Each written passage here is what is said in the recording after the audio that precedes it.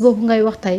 pour defaraat ko dina xaw a jafe d'autant plus que gis nañu le nouveau régime bi mu ñëwee dafa def assise bi nga xam ne amaloon na ko. pour ñu xoolaat justice bi mais est-ce que boobu ba tey jur na dara parce que même jooy la nit ñi di jooy. mais justice bi pour nga defaraat ko amul problème. comment méttiwul de jafewut. mais Marieta xam nga ñun la chance qu'on a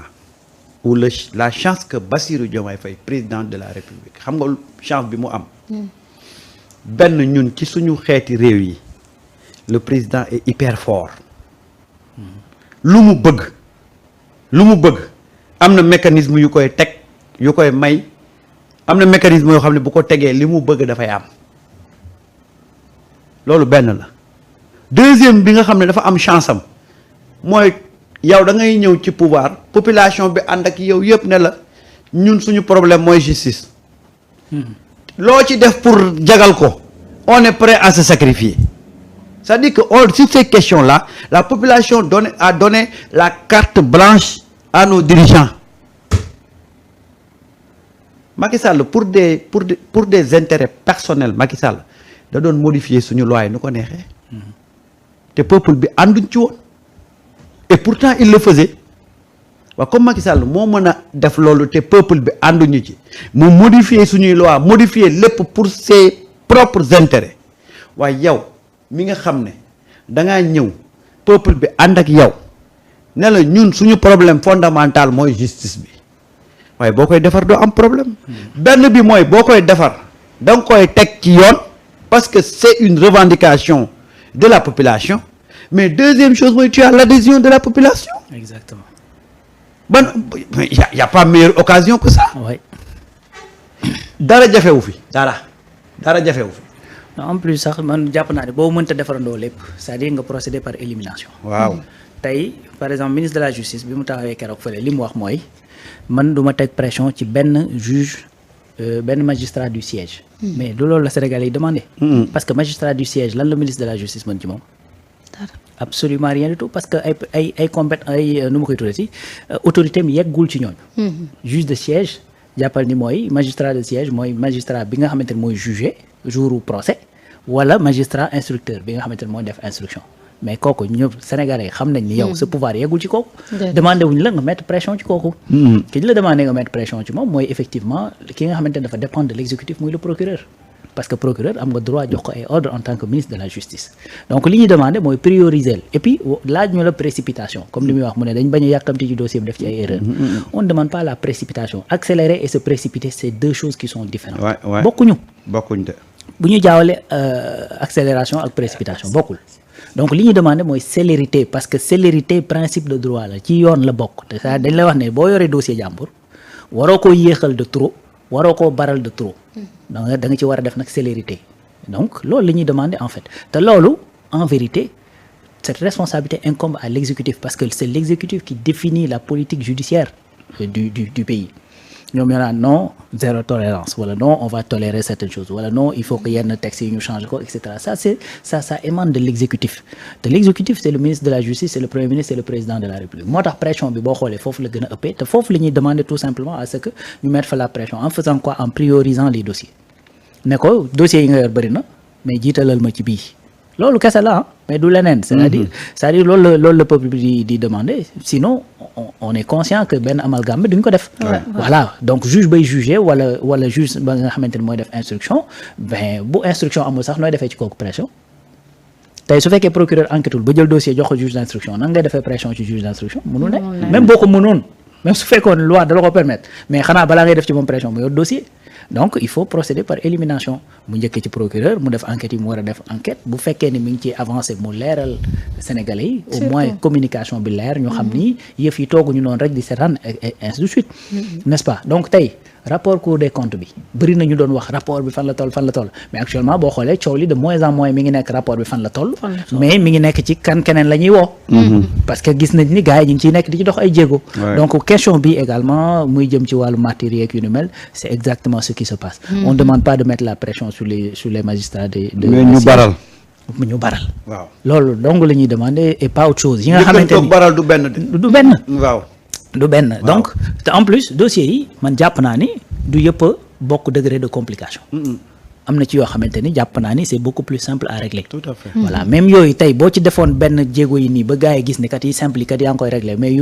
yu compliqué yu difficile yi ñoo nekk te loolu il faut que mu jël un certain temps mais les gens vont comprendre. c'est clair. waaw loolu la. waaye loolu c'est waral tout ce qu'on demande. gis nga soo gisee waaw. population bi nu ñu wàccee di exiger li nga xam ne moo di justice waruñu woon egsi fii quand même. ah ben oui waruñu déjà woon justice bi en dehors des martyrs sax da ngay gis ni Covid première vague la ñu woo. oui et pourtant Covid ci jamono jooju am na ñu fi nekkoon ministre de la santé. Oui. am na leneen nag te ku ni Covid wax ministre de la santé. oui nit ñi di xaar ne leneen a ngi ñëw. déggaatuñu dara loolu mooy jaaxal manque de ni communication boobu sax déjà dafa baaxul vis-à-vis ak population bi. parce que man bu ñu jàpp xam- naa ne sax looloo indi toute cette incompréhension. mooy ñàkk communication boobu c'est-à-dire peuple bi su fe c'est pas pour rien que ñu naan c'est état moom moo am devoir d'informer le peuple. Ouais. c'est pas pour rien bërki démb ñu daal di voter une loi boo xamante ni pour accès à l'information la da nga war a communiquer wax ne fii lañ ci toll et cetera leeral gis nga tey demal aux États-Unis c'est-à-dire le procureur bu entamé woon benn dossier tey suba mu génn ci entamé naa dossier sàngam nangami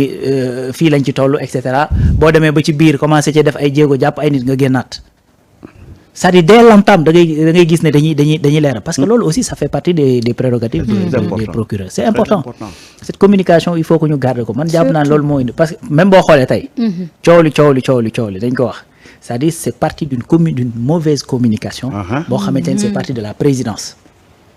d'accord waaw parce que keroog bi nga xamante ni le président mi ngi wax affaire de réconciliation absolument. man ci saa si dama ne sa communication yeggul fi mu waroon a yegg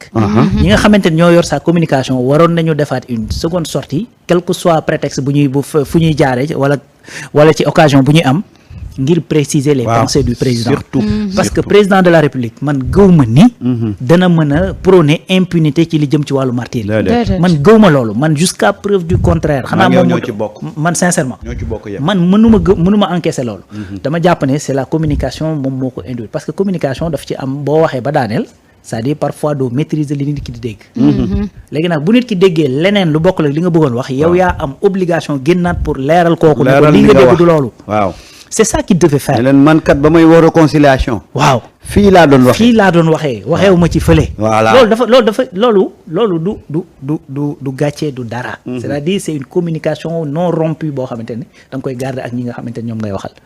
tout en sachant que ni bis bu ngeen amee ñàkk déggoo mais luy tooy ci yow lay jógee parce que seul le peuple est souverain kese. gis nga li dawul rawaan pour marché bi dafa am solo. lu tax marché bi dafa am solo mooy gis nga peuple su frustré da nga koy may occasion mu wax fu mu déchargé woo. effectivement les ondes négatives dañu feesoon dell ci penc mi tey lu mu gàtt dana am ñoo xam ne sax xaw nañu génne tuuti la leen naqari woon. c'est vrai c'est important. parce que gis nga boo yoree askan saa ñu amee lu leen naqari may leen occasion fu ñu libérer seeni frustration marmite boo ko dëppee buy bax nga bañ a ubbi pour coolool gi génn noonu lañ koy waxee. waaw boo defoon ndànk léppay tuuru. waaw marche lool la mooy nit ki dafa am benn frustration ba ko génne tey jox nañ leen occasion ñu génne ko et il y a eu une très grande mobilisation. oui très grande mobilisation. ouais ñu ñëw wax li leen métti benn baat la justice pour nos martyrs message boobu nag na ko état bi jël le plus rapidement possible ñu teg acte boo xam ne ça va dans le sens de rassurer ñi doon marché tey bu ñu